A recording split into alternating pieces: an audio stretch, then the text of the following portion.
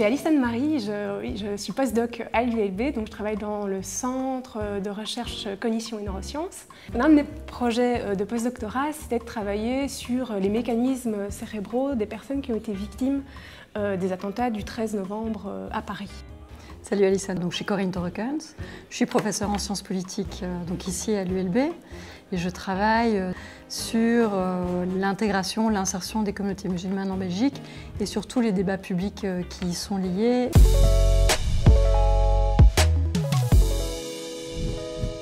On a des personnes qui développent des troubles du stress post-traumatique suite à un même événement, alors que d'autres, au contraire, rebondissent. Et il y a plein de petits éléments qui peuvent nous aider à comprendre justement pourquoi certains, dans la même situation, vont développer ce stress alors que d'autres pas, notamment des facteurs génétiques, des facteurs environnementaux.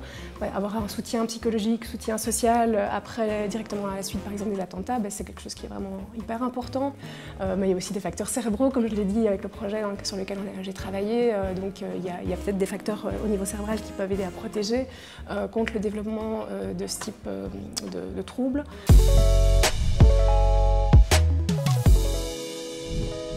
Juste après les attentats, ce que j'ai pu voir, comme pour tout le monde en fait, c'était un effet de sidération. Il y a eu pas mal de craintes après sur qu'est-ce qui va se passer. Est-ce qu'il va y avoir des représailles? Et puis par rapport à ça, ce qu'on peut voir, c'est qu'il y a vraiment des trajectoires différentes. Il y a des personnes qui vont sortir de la religion. À l'inverse, on va avoir des personnes qui vont se renforcer dans leurs croyances et dans leurs pratiques, justement en raison de la stigmatisation. Et puis on va des personnes qui vont aller vers des chemins beaucoup plus en recherche de sens et de spiritualité, plutôt que de la pratique et de l'orthodoxie religieuse telle qu'elle.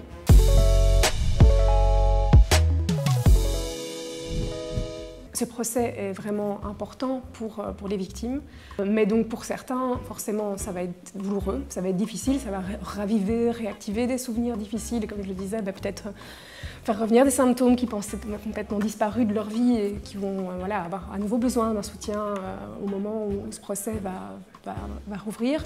Pour d'autres, mais de manière générale, ce que j'espère, c'est que ce sera plutôt bénéfique, qu'ils pourront se reconstruire à la suite de ce procès.